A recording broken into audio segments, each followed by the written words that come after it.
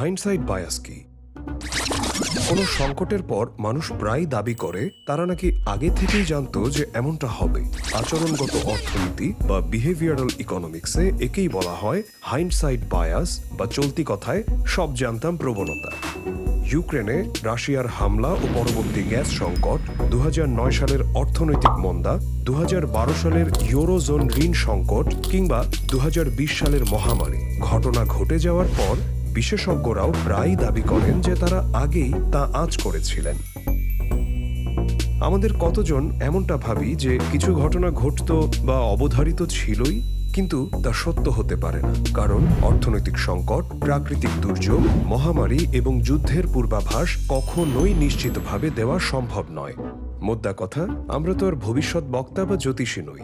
বড়জোর এই ধরনের ঝুঁকির সম্ভাব্যতা বা প্রবাবিলিটি হিসাব করা সম্ভব, আর এই সম্ভাবনাও খুবই কম থাকে। তাহলে এই সব জানতাম অনুভূতিটা আসে কোথা থেকে? বিশৃঙ্খল পরিস্থিতিতে শৃঙ্খলা খোঁজা মানুষের সহজাত প্রবৃত্তি। তারা নিজেদের বোঝায় যে পৃথিবীটা আসলে অনুমানযোগ্য। এর ফলেই বিচার বিবেচনায় বড় ধরনের ভুল হয়। এ থেকে আমরা কি শিখতে পারি?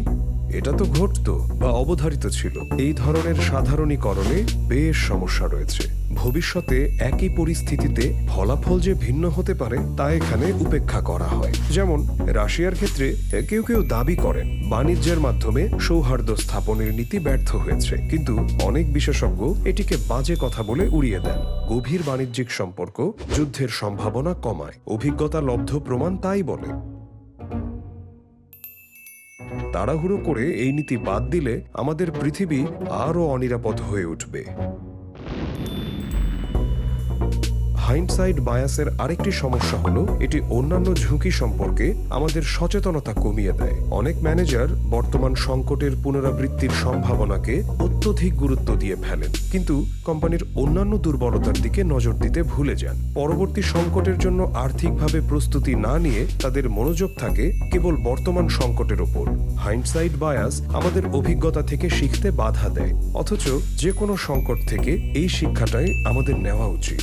মনে রাখা ভালো, ঘটনা ঘটে যাওয়ার পরই কেবল আমরা জ্ঞানী হয়ে উঠি।